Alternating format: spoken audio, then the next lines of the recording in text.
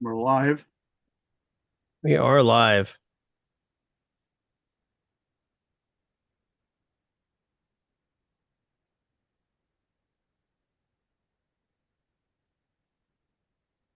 So, cognition.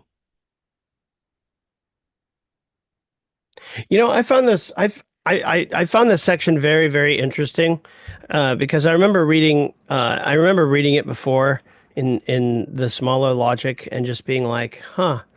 And now I'm sort of starting to like edge into thinking about nature in the next book, and I'm realizing that when the average scientist goes about their work in trying to dissect, what's found in nature and what they do with it, this is this is a pretty apt description of what happens. You come across it and you use, what Hegel calls the understanding, and you pull it apart and define the pieces and universalize them, right? And then and that's the analytic method. And then you turn around and you use the synthetic method, by which I mean the universals that you've just created. You turn into a system or theorem, as he calls it, to start building up what you take as laws. And this is what we get when we cognize nature, whose objects we find externally. I don't just mean in the real world. I just mean even our cognition of the scientific objects in nature is an external process, as he says, right? We don't connect it with our own cognition of them at first, right? And it's pretty amazing how he's able to like break this down uh, pretty well in the first several pages. What do y'all think? What I'm thinking is, I think that's basically what Kant thought we basically did in the end. I mean, he was stuck in the subjective, trying to understand the objective. So it's always like a series of universals going up or down. Yeah. Ultimately, that's kind of this is where Kant stopped, was the analytic and the synthetic. Yeah. Well, and that's the thing, because when you get to the subjective part, right, which is his calling card, right? He basically he basically gives it up as a non-philosophical enterprise. He says, this is what humans do with their cognition, and they try to know the thing in itself as best they can, and in the end, it's just an external enterprise. And so what the thing in itself really is, we can't really know, but we know that our subjectivity, you know, um, does these activities, the analytic, the synthetic, the taking apart and trying to put it back together in our heads. I think this is why, Wow. yeah, I think this is why Hegel a lot talks about, tries to kind of, oh, this is limited from this viewpoint. This is finite. You can't, you can only think so far. I can't remember the exact specifics. But I know he kind of tries to say multiple times this is why you can only go so far in order to, again, call out specifically, yeah, I'm trying to, exactly, yeah, you can't really cross the divide object just through cognition. Yeah. It has to be a drive to get through it. Yeah. And I think that's kind of the interesting thing I got out of the it was because it's subjective idea and objective idea right there, or the subjective idea, what we're talking about with cognition is pretty much reaching out into the objective world and bringing it back into his own subjectivity, The right? willing. Yeah. So, that's just it's bringing the object inside, right? That's just a cognition side. It's Okay. willing, that's projecting its universal onto the objective world, right? In order Okay. to make its will correct. Yeah. And and I guess the thing about that is a spurious infinity because that objective, if it fails to be the good, like the actual universal, it feeds back upon itself toward more cognition back and forth. Trying to sharpen the image, Trying to sharpen the image, right? And but that it never gets fully sharp. right. But that, of course, the spurious infinity, you see there's a loop back and forth, but subjective and the objective reinforce each other. And that's our true infinity way toward the absolute idea. In a brief summary of this section. Yeah. Um, what was I trying to remember? Oh, that's right. So the synthetic idea does go through the three moments of the universal, particular, and the singular, right? Yes. But they're all external to each other in this Right. brand of cognition,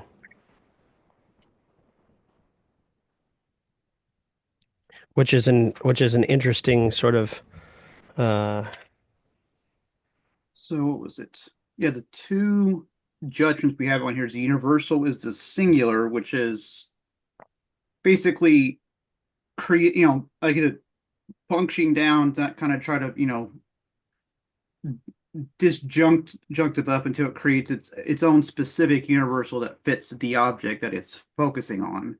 And yeah, the other is the subjective is universal. Now that it has the universal, the singular, which is the subjective idea, projects its universal out. So the universal out there is of the subjective, which is the of the subjective idea itself. So singular is universal.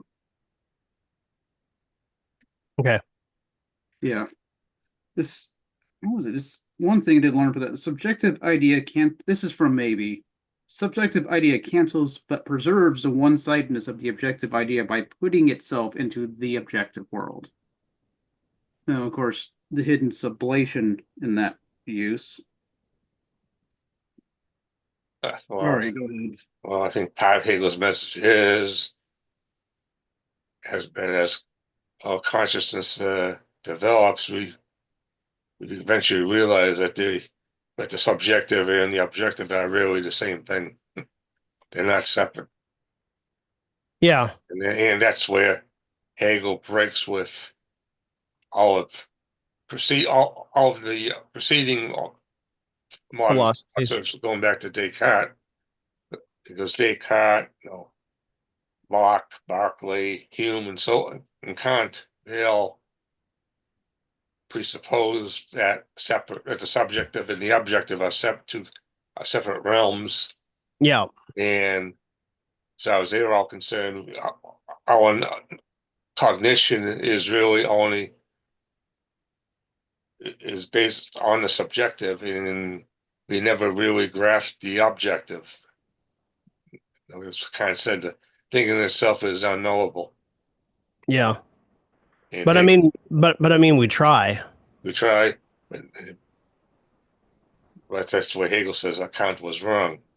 Yeah, And you might say in the on the chat, I brought up the case of Willard Quine, an analytical philosopher who basically came out of logical positivism, but in his own way, he saw the same thing like Hegel saw. He was not a Hegelian, but he was sort of a quasi-Hegelian in so much as he did see that the subjective and the objective cannot be separated.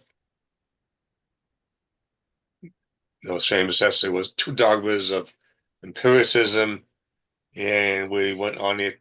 He basically deconstructs the whole notion of that of the analytical statements and synthetic statements being two separate kinds of statements, yeah, which is something that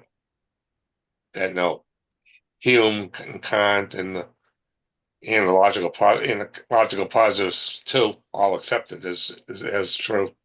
And Quine said, no, that's not the case.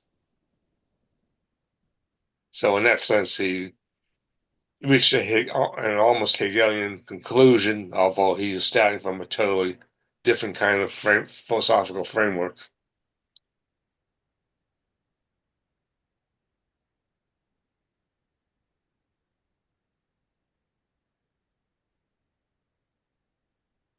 And I was thinking a little bit. I was just thinking about American pragmatism. John Dewey was Yeah. someone who he actually had to start off as a Hegelian philosopher, and I think to my mind that this is what separates him from William James. I think William James was more in the tradition of Kant and neo-Kantianism, and Dewey and John Dewey, because of his Hegelian background, wasn't really was not a part of that. His pragmatism was different.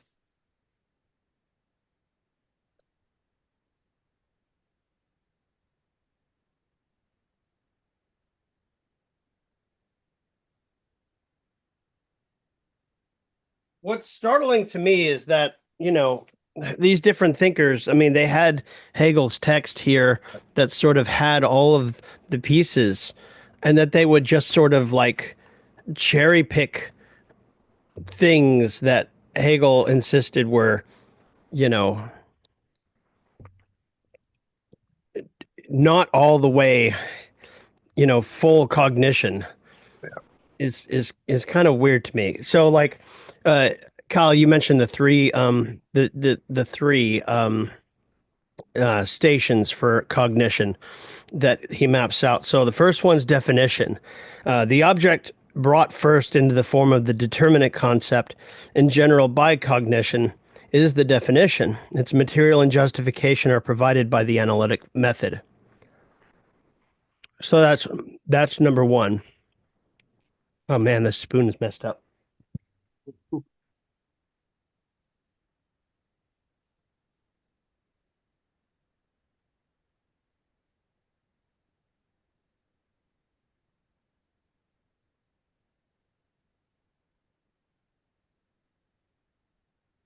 And what's the second one exactly? It's something like it's something like differentiation. Yeah, He says, division, divided. yeah, division. There you go. The specification of the second moment of the concept, the determinacy of the universal as particularization is its division according to some external aspect or another. And he talks about zoology and like body parts for, animals, um, is one possible usage. And immediately here we see how the scientific method is used to sort of divide up what we find externally for scientific study, right? And our ability to universalize what we find and then particularize them into like groups. That's one thing I thought was interesting that maybe calls out from Hegel in the small lesser logic is in 230 edition. Any division is to be considered genuine when it is determined by the concept. So genuine division is, first of all, a tripartite. And then because particularity presents itself as doubled, the division moves on to fourfoldness as well. Yes. Which has, because it kind of the particular itself becomes universal of the singular, which itself is a particular of a new singular, right? Yeah. Which in that way is itself a way of synthetic moment to move forward closer, toward the objective world, right? Yeah. Yeah, Hegel credited Kant with imbuing talk of the spirit, the tripartite structure. That's something that he actually credits Kant with, although It Kant is, does it externally. yeah. Well, it is interesting to think about how it does divide itself into its. I don't know. Just I Yeah. have it on screen. I don't know if this helps. That's why I figured if it. Yeah. Um,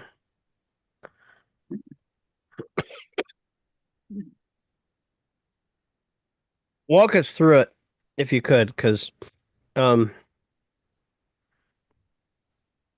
I'm not sure what I'm looking at. Yeah. So this is just it's an encapsulation and like it shows the same thing kind of different aspects. So obviously we have here's the inner and outer. That's just you can think of as the external world, the way the object connects to itself. Yeah. And then we have the grasping over it is cognition. We have this I still have to figure out how this came in, but then we have the singular, the particular, and in the universal, right? Yeah. Hmm. Which the universal was a subjective idea as well, but the particular is the objective idea from right. And so Hmm. we see the universal moving through the particular toward the singular as we move, Yeah. and that, and of course, with the particular moment of particularity, that original particular itself becomes universal. That new singular itself is a particular, like the universal would be dinner, the particular would be salad, the singular would be lettuce, and then the new singular would be the specific, food, that Mm. specific materials that make the salad.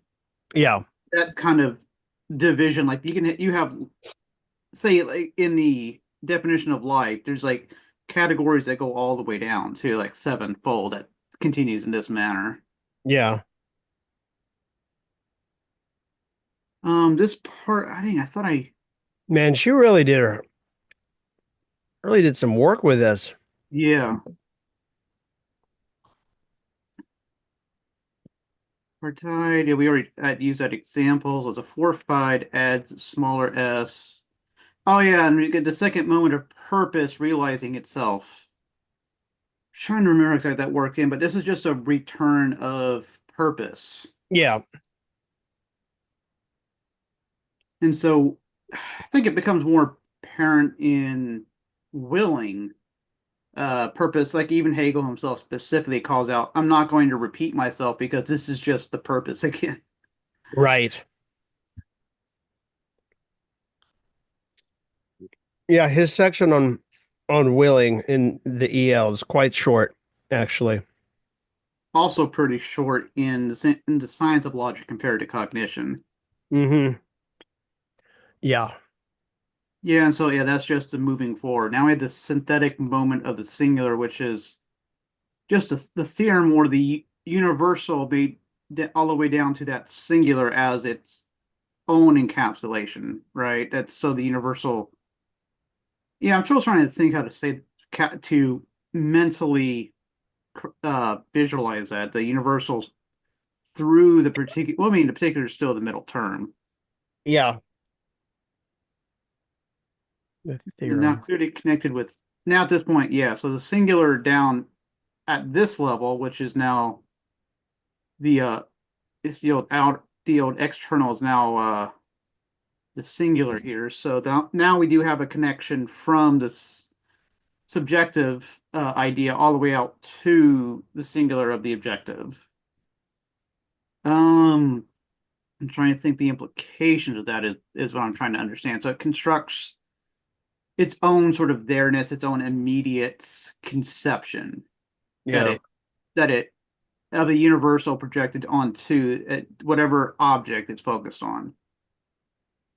And so it's trying to find a universal that encapsulates, or so you can actually, grasp what's in front of it, right? Sure. Become a theorem. Its universal concept grasps and presents the whole display of singulars, all their sameness and differences. Right. So like this apple is an example of apples. Yeah. It's like you see an animal from like from a human to a dog, etc. That conception of the animal is projected out there. Uh, yeah. Again, I'm trying to. I didn't really think too far in the implications. That was of the judgment. It was shaky when it was at this point. Yeah, because universal the subject and object still maintain of error separateness. Yeah. Because it could be, yeah, this is still one-sidedly objective, though. Right. No, I think it's just restating that in multiple different ways. It's pushing out. Okay, involves construction and demonstration.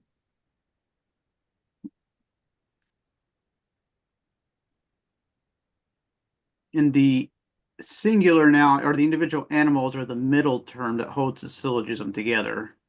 Mm-hmm. In its concrete singularity, which determinacy, which is taken as a relationship, the object is a synthetic relation with distinct determinations, a theorem. Since these are diverse determinations, their identity is a mediated one. The bringing forward of materials that constitute middle terms is the construction, and the mediation itself, which is necessity of the relation for cognition flows, is a demonstration. Yeah, it's just from the yeah, this is pretty much a scientific method as Mm-hmm. empirics projected, right? That is.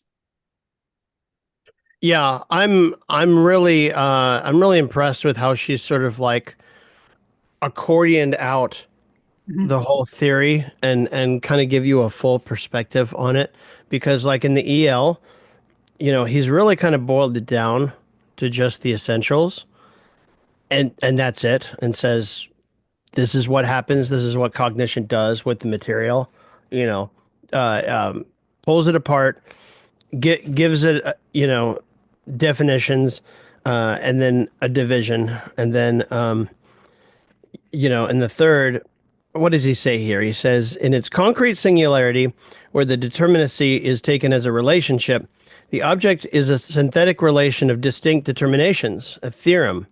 Since there are diverse determinations, their identity is a mediated one. Bringing forward of the materials that constitute the middle terms is the construction, and the mediation itself, from which the necessity of the relation for cognition flows, is the demonstration. So, you know, even the subjective element at this point is really just to sort of like, I mean, he gives the exact word, a construction, right? Of all the materials that you've sort of like put together, and then you put it on a poster and you show people, right? And you're still working with the understanding, so everything is the relations that you build could be necessary. They might not be, but you're working with materials that you're finding out of nature, right? And the understanding presumes that they're all maybe not necessarily attached. They're what's the word? Uh, what's the opposite of necessity? Um, it's not Contingent. arbitrary. It's yeah, contingent. There you go. Yeah, you're working with items that may indeed be contingent. In fact, Hegel says when you're dealing with nature itself, outside of cognition and outside of the subjectivity of humanity, you're dealing with a lot of materials that, are just like, just show up and you have no idea what to do with it until you start doing the scientific method. And as short as this is of the speculative method that he outlines for the absolute, he still says that this process is necessary for processing the information into something that's we can recognize as necessary, which is kind of cool because he doesn't actually drop the understanding as a way of cognition. He says this is part of the process.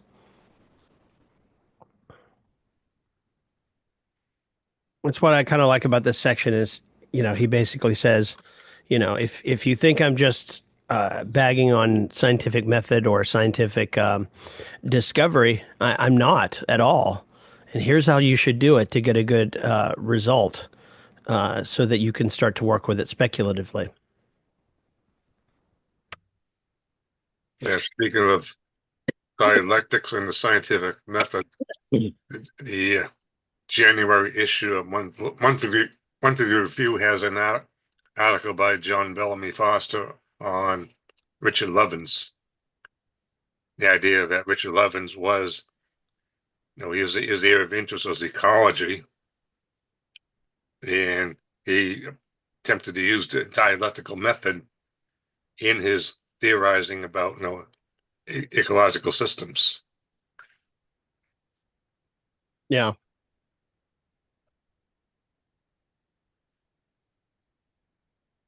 Yeah. If I recall correctly, Landon and Harrison in their book, Prometheus and Gaia, Yeah, which I'm rereading right now, have a few bones to pick with John Bellamy Foster for his, um, I think it's his eco-pessimism. Um, it's kind of interesting. that was also one of the more readable articles by Foster. Yeah. Yeah. Yeah. Foster gets pretty deep in some of his articles. I know exactly what you mean, Jim. Uh, And I was telling someone the other day how monthly review was different under like Paul Sweezy and Magdoff. Fred Magdoff. Yeah. I mean, they wrote very clearly, and Foster sometimes is not so clear in his writing. Mm. I stopped trying to keep up with Foster a while back. Um, I think for exactly that reason. Yeah, Um, there are some Marxist theorists that I can read, and I'm like, hey, that's pretty clear, and other people who just sort of, I don't know, they uh they wander off into the postmodern language. Uh, okay, okay, so the transition to willing. Uh, what does Hegel say? Page 301. He says, the necessity which finite cognition produces in its demonstration is to begin with an external necessity, directed only at subjective insight. But in necessity as such, finite cognition itself has abandoned its presupposition and starting point, the simple finding and givenness of its content. Necessity as such is implicitly the concept that relates itself to itself. In this way, the subjective idea has in itself arrived at what is determinate in and for itself, not given, and hence immanent in the subject, and it passes over into the idea of willing. Yeah, so it's like now that I have to demonstrate instead of playing with what's given, now I have to find immediate, the universal. So now I'm actually actively seeking for my idea in the world. So Yeah, it's like so the cognition is kind of like interesting. You're pulling in, and then subjective is pushing out. yeah. But they're Trying to fit a theorem into the world. they're like opposite, but of course with dialectic, they're both self-reinforcing directions.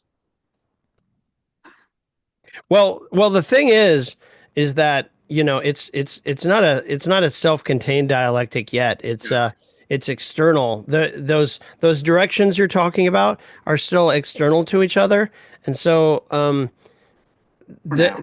they're only connected by the demonstration that you've sort of set up by the construction that you've created through your analytic and then synthetic methods. I'm And so. thinking at the end of the chapter already. Oops. Oh, no, no, no, no, no, no, you're fine. You're fine. It's it's interesting to me how, I mean, you get to the end of the chapter and you're absolutely right because you get to a point where you can't do anything else but, um, how does he put it? Hang on.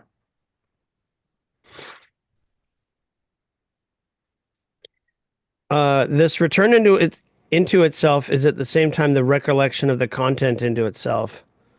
Um,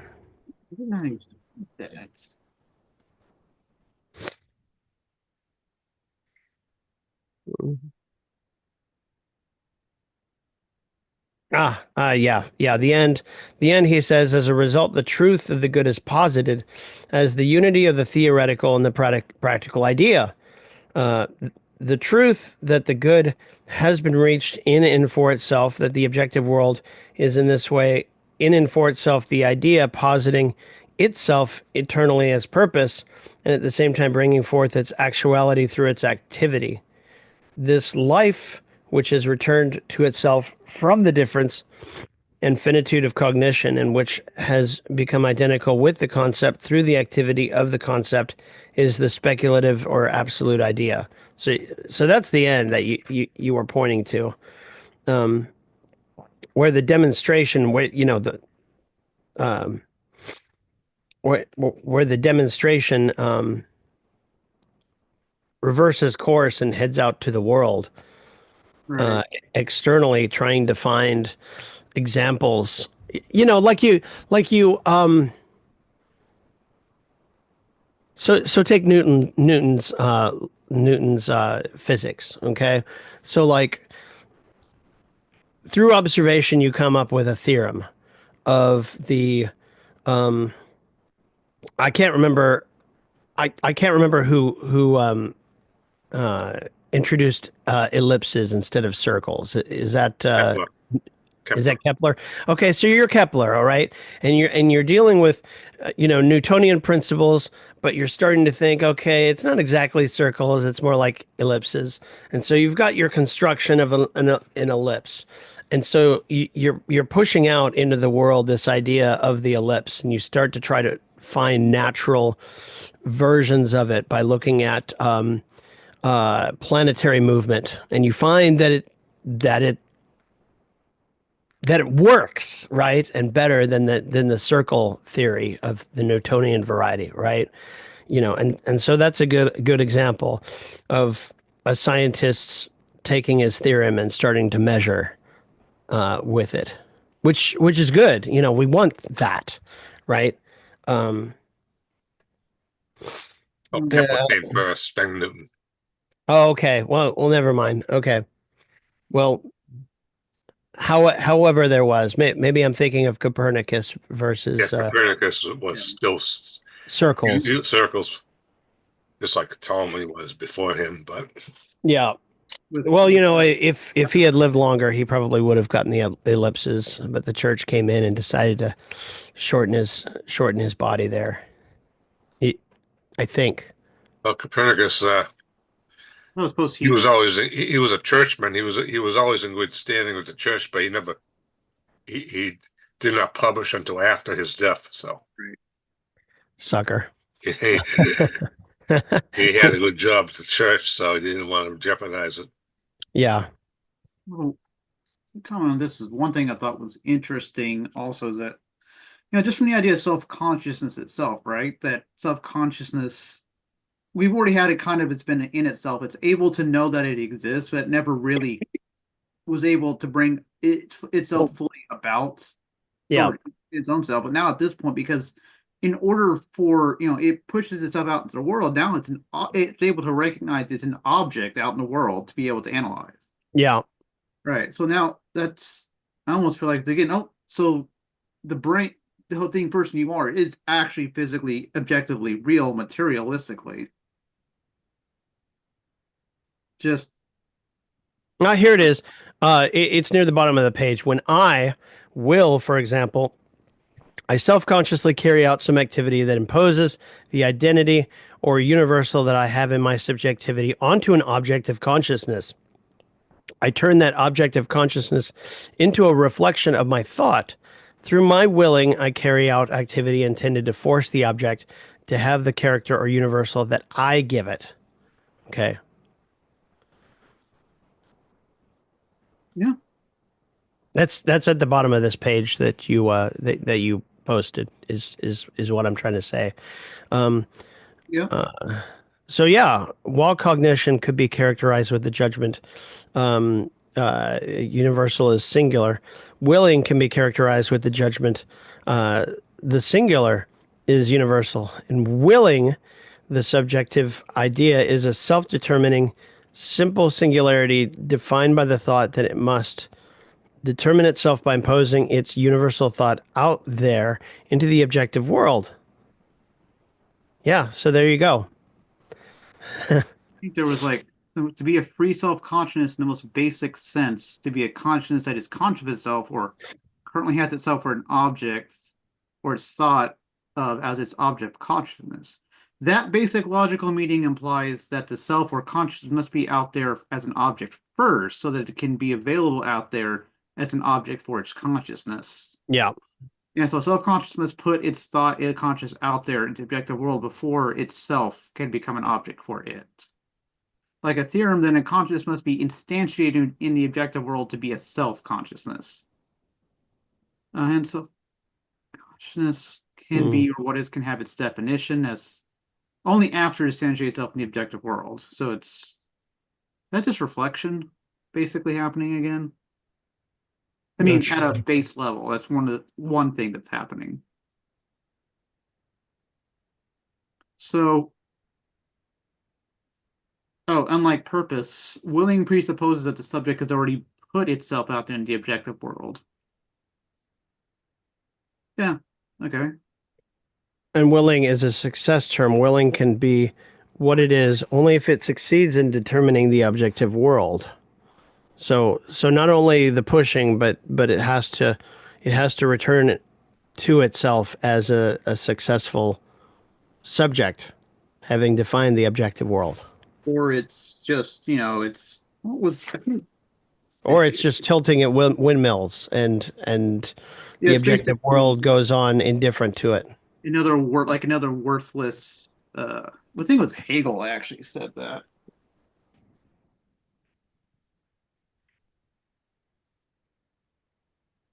Now mediation. Mm, sorry. Idea of the good. Yeah, this is the part where it's only it's this is also the idea of the good because it's either truly the thing or it's a false representation of the thing, Of which the good. Yeah. the good or the evil. And it's almost feel like it's the same thing as a Spinoza's term, right? The good holds true to its concept versus if it's not fully capable, that's evil. Yeah. Was I swear, just like the exact phrase I thought was interesting. It's like it's a worthless. Either it comes back fully No, yeah, null and void. So he null says, void. yeah, as what it is in and for itself determinate, and as a content that is equal to itself and simple, the subjective idea is the good. Its drive to realize itself has the converse relationship to that of the idea of the true, and aims rather to determine the world that it finds already there according to its own purpose. On the one hand, this willing has the certainty that the presupposed object is null and void, but at the same time, on the other hand, being finite, it takes the purpose of the good to be a merely subjective idea, and it presupposes the independence of the object. Oh, there it is. When external actuality is altered by the activity of the objective notion and its determination therewith sublated by the very fact of mere phenomenal reality, the external determinability in worthlessness. So he does say, oh, yeah, Where is that? that's there it is. It's in 822 is one I'm actually finding. This relapse, what is it? That's the section. For it is the first negation of the otherness of notion. The second negation is sublating of this otherness. If it is supposed to that the end, the end from purpose of the good is after all not realized through this mediation. This signifies a relapse of the notion to the standpoint occupied by it before its activity, the standpoint of an actuality determined as worthless and yet presupposed as real. This relapse becomes the progress of the spirit's infinity, has its sole ground in the sublating, in the fact that sublating of the abstract reality, the sublating is no less immediately forgotten, or it is forgotten that this reality is in fact already presupposed in an actuality that is intrinsically worthless and not objective. So it's pretty much saying, yeah, so it relapses back because it realizes, yeah, this is still not objectively real Yeah. concept. Oh, ooh. Oh, okay. I think I found it. So, and I'm probably just reading this back to you. Now, if it is supposed that the end of the good is, after all, not realized through this mediation, this signifies a relapse of the notion to the standpoint occupied by it before its activity. Uh, yeah, he's describing the testing sequence. Hmm. So you have the hypothesis, you test it, you get a negative test or whatever, and uh, and it's worthless in terms of defining the objective world by your subjective universality.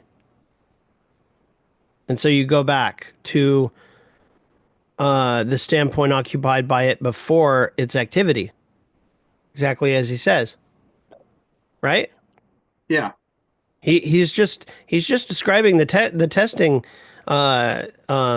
sequence after a theorem is put together through the synthetic and the the analytic and then the synthetic steps Right. is what I'm getting at. It just kind of feels interesting that to describe that attempt, and of course it's wrong, is being described as worthless. I guess Well, kind of is. it's worthless in terms of trying to unify the subjective universality with the objective Right. singularity. Yeah, Right. is that right? Yeah, because at this point we find it's a. I mean, It's not we're U to U, it's U to S. yeah. Okay. It fails to loop back. S becomes the U, but the U. Fails to loop back. Yeah. This, Yeah. how does he put it? The standpoint of an actuality determined as worthless and yet presupposed as real. This relapse, which becomes the progress to the spurious infinity, has its sole ground in the fact that in the sublating of that abstract reality, this sublating is no less immediately forgotten, or it is forgotten that this reality is in fact already presupposed as an actuality that is intrinsically worthless and not objective. Yeah, And that's yeah, that goes back to cognition, which assumes the real world, yeah. presupposes it. He says that this repetition of the presupposition of the end consequently assumes this character that the subjective bearing of the objective notion is reproduced and made perpetual, with the result that the finitude of the good in respect of its content as well as its form appears as the abiding truth, and its actualization appears as a mere individual act and not a universal one. Huh.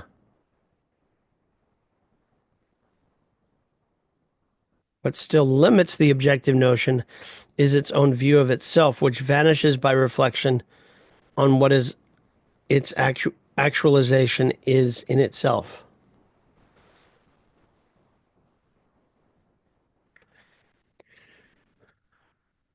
And of course, here's the point where maybe shows the back and forth of cognition and Yeah, willing. yeah. He goes on to say, uh, the activity in the second premise produces only a one-sided being for self, and its product therefore appears as something subjective and individual, and consequently the first presupposition is repeated in it. But this activity is in truth no less the positing of the implicit identity of the objective notion and the immediate actuality. This latter is determined by the presupposition as having a phenomenal reality only, as being intrinsically worthless and simply and solely determinable by the objective notion.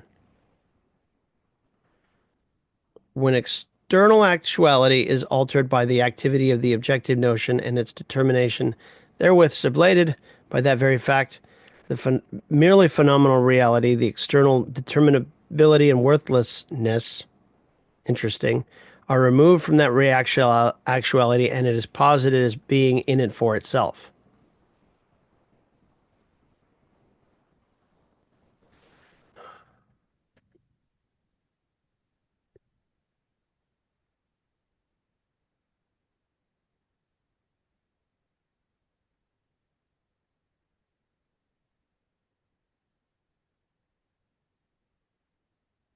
Ah, okay. So in the result, the mediation sublates itself. The result is an immediacy that is not the restoration of the presupposition, but rather its accomplished sublation. So, what, I, if I'm reading this correctly, when you get to a result that matches your theorem and you test it over and over and over and you're sure of it, the presupposition that you had stops being a presupposition and becomes an established fact, right? And that established fact is an immediacy that is in and for itself. Does that track about right? Right. Yeah. Okay. We change the nature of the object from something that we assume is there by theorem to something that is there because we've done Demonstrate. we've done the cognitive process. We've done the scientific method. Right. I don't This know. I is guess it's fascinating. interesting to kind of think about like the initial failure of willing would be like a simple negation of negation, while in this case, this is a full negation of the negation where the presupposition itself is no longer a presupposition. Right. Right. It can't be anymore because, it's no longer your guesswork based on, back of the napkin theorizing. You know, you've set up the criteria to identify the object as, in and for itself. It's out there whether you have a theorem or not. Which is interesting, I find, because say you prove a theorem and the object by which you prove the theorem by happens. So why is it that so much of science is built on just repeating the presupposition as a law rather than trying to build a law based on the object itself? You know what I mean? Like, um,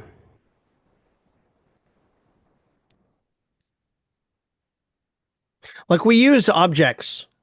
Put it this way: we use objects to prove gravity in various ways. Okay, but when we turn around and write about it in our textbooks, gravity as a law appears more as the presupposition, as the way we've sort of subjectively theorized it, than how it actually works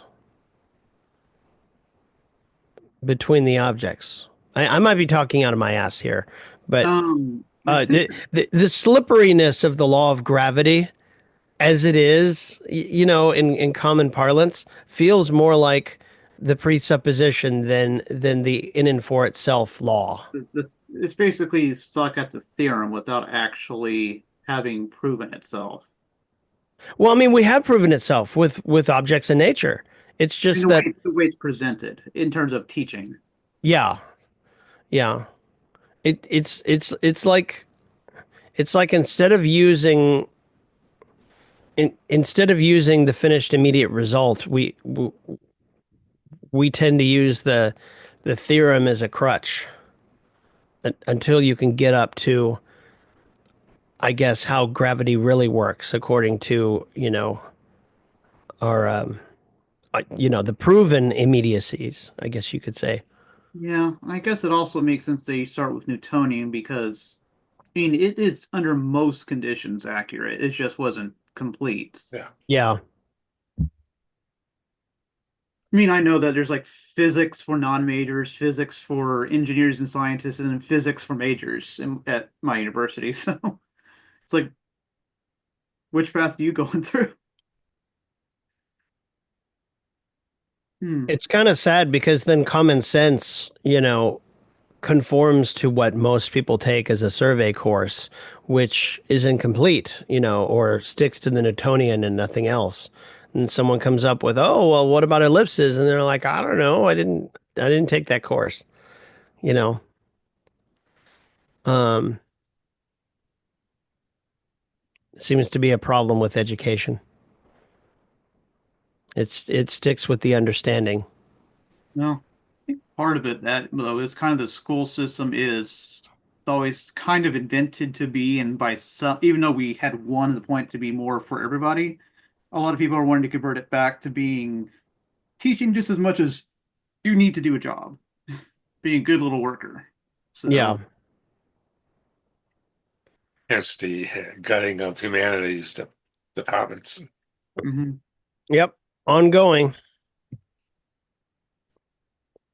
which basically means I'll have to uh, educate my kids myself if I want them to have a well-rounded I'm just glad education.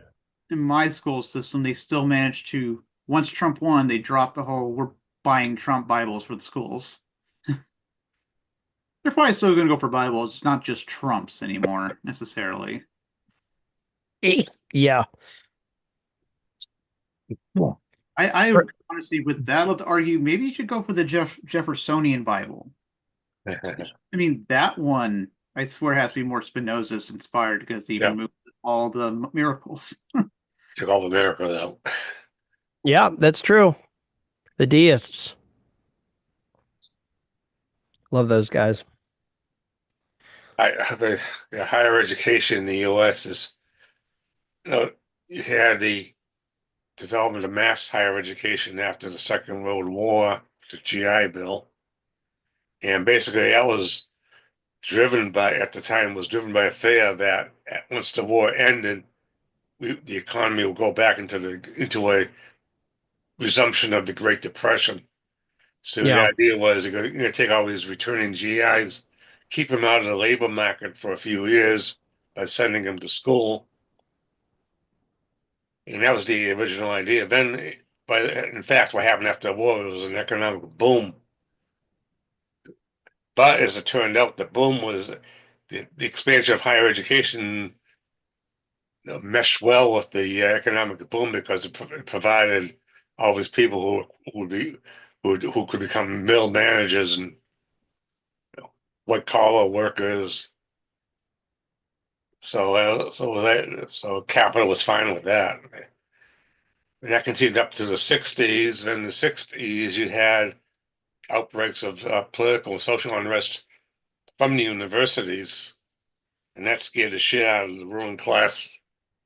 They did not like that at all, and they started to rethink how we're going to do higher education, and it was blamed on the fact all these working class kids were being exposed to the humanities, and Yep. from the Thinking for humanities, yourself is no good.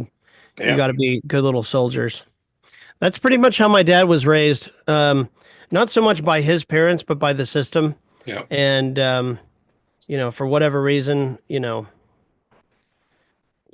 I ask him questions about going to college, and he's like, "What are you talking about? I went to college to go to get into ROTC. That was my ticket. That's all I cared about." So I can't really have these conversations with him without him starting to go off on the Marxists, uh, turning everybody into a leftist in college. And I'm like, what the fuck are you talking about? I went twice, and trust me, the closest I got was an East German linguistics professor who, was happy when the wall fell. So, uh, Well, I went to school in the '70s, and there were some, you know, not knowing I was a physics major, so as far as I don't know, I have no idea what the politics were of my physics professors, but I did have humanities and social science professors. Some of them were certainly were leftists. yeah, They weren't shy about it either. And that was in a state school. yeah. Yeah, I have the distinct feeling that when it comes to my kids' liberal arts education, I'm pretty much either gonna have to do it for myself or Yeah, the wheel's gonna have to turn back, And I'm not sure if that's gonna happen in time. and I think that's liberal arts is going to be it's something that's going to be reserved for the elite universities. Yeah. And even by the late '70s, they were trying to cut back on humanities in the public universities. And of course, Yeah. that's accelerated since then. All right, folks, we're up to the end of chapter 3. So why don't we just read Chapter chapter two, 3? yeah, we begin. Chapter three is the final. I think it's the final. Yeah, absolute idea. Round. Now, do you guys want to read chapter 3 next time in its fullness? Or do you want to read over the next week and then come and discuss? Which would you rather do? We can do both. Yeah, I'm still gonna have to read ahead of time anyways, but yeah, Yeah, to be it's not fair, that long. It's not that long. Um, and really the things to focus on are the transition to the speculative thought, which is basically, the end of willing, as you go into the absolute idea. And from there, I'm going to read my EL and I'm going to read this. Let's just decide on Monday how we want to tackle it. Because, you get to this point and he's sort of like summing up the entirety of all of the determinations. But on the other side, he's also repacking it into a singular immediacy. Okay. That is the emphasis on being. You've got the thought and you've got being. And now the emphasis is going over to being, which is nature, right? The externalization of the idea as nature is more a statement, I think, of the logical necessity that one finds in all of reality itself that is, right? And if we think about nature outside of spirit, and we think of it in terms of an embodiment of the logical idea, it's sort of an implicit, everything is ordered logically, right? Kind of thing. It's the being side that's external to to thought. Hoolgate had a great quote on this that I wanted to share, and I can't remember if I can't remember if I wrote it on my damn wall or not, but he Hoolgate says that Hegel emphasizes that the idea as the idea in and of itself is the idea in thought alone, or thought. How does he say it, Kyle? Did you read this? Do you, did you read any of this chapter that you forwarded to me? not yet. Okay. Okay, here we go. So, here we go. Yeah, just listen to me as I read. It's on page 179 of the chapter, or of the book. The transition in Hegel's system from logic to nature has been severely criticized by Schelling, among others, but it is in fact relatively simple. The idea takes the form of nature insofar as it is not just the idea as such, but the idea in the immediacy of being.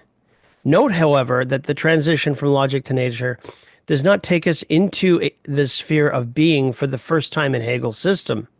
Hegel writes that the idea as idea is still logical and is enclosed in pure thought. So one might think that the transition to nature takes us from within thought out into being. Yet Hegel's logic is the study of thought and being throughout its course from the beginning. And indeed it starts with sheer being. So even it's even in in the first category. In such logic, Hegel states, sorry, being is known to be in itself pure concept, and the pure concept to be true being.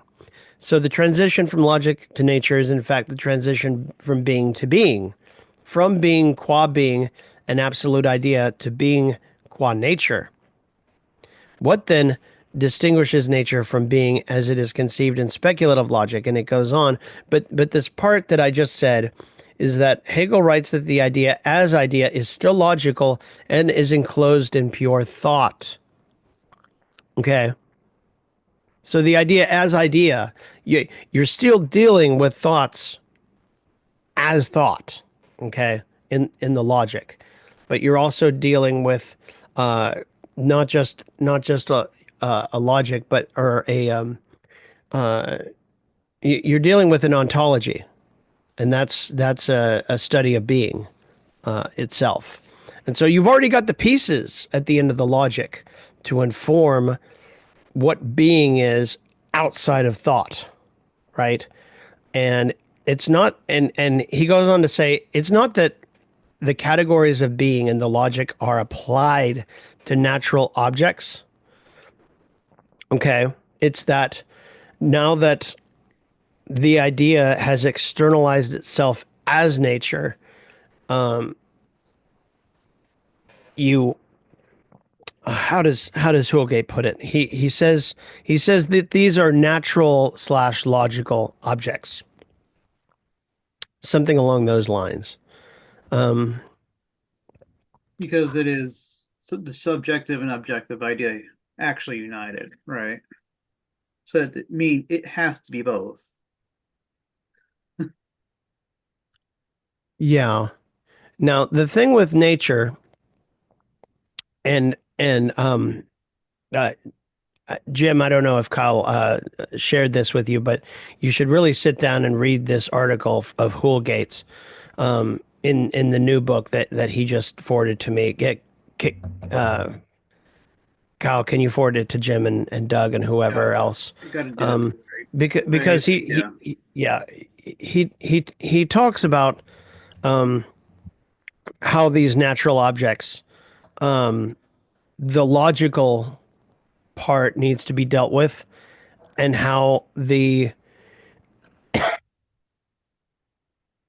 empirical demonstrations are connected to those categories, right? The natural logical categories are all external to each other, okay? But they also reflect a necessity, a philosophical necessity that is not shared by the contingent natural objects that one finds in nature. So I don't want to say there's a bit of contradiction that's going on, but there's a philosophical side of the next book, which is the point, right? And then on the other side, there are the demonstrations from nature, which sometimes deal with contingent objects that are not necessarily connected to,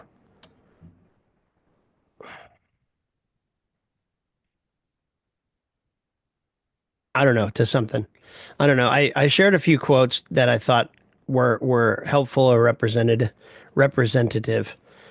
I'm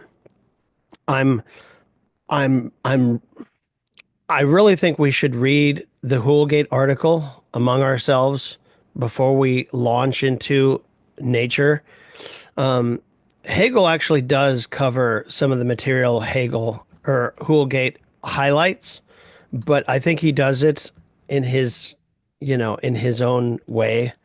And Hoolgate is very helpful because he circles back on the logic to sort of remind you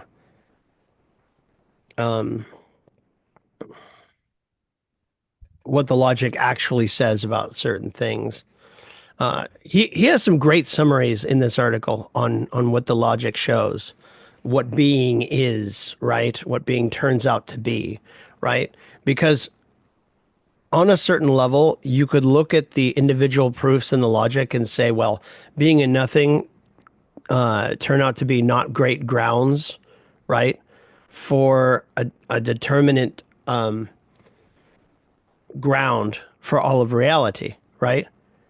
On the other hand, you, and that's more what I would call Errol Harris's analysis, and I think it's quite good.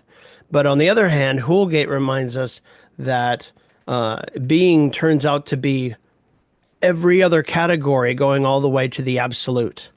Okay, and he reminds you that being as the absolute idea, that's a proposition that needs to be kept uh, in mind.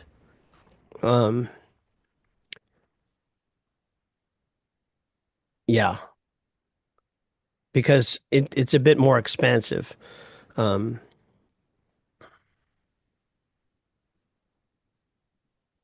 and I'm gonna have to read this fucking book again. It's just so rich, right? So you can make judgments about what being is or determinate being is or infinity is within the argument of the logic. But you can also look at the wider picture and what becoming means in terms of space and time, right? When something becomes something over time, right? That's a different argument that you can make about something as opposed to just the nature of becoming itself, which can be defined by itself outside of space and time. You know, you can have both, right? And they're both very helpful in doing scientific work, I guess you could say. I don't know if any of that made sense. So, No, no, it's good. okay, so it's 9:08. For next time, look at chapter 3, the absolute idea, and just kind of look over the last few pages of the Encyclopedia Logic and just sort of, I don't want to say write up your thoughts, but just sort of like, think out this last chapter and how he's sort of trying to sum up the entirety of all the determinations of the book, as well as trying to pack them down into a single immediate point, you know, which just feels like going the wrong direction, but it's not really. It's it's kind of fascinating, actually. All right, comrades, unless you have anything else, I'll bid you adieu. Good evening.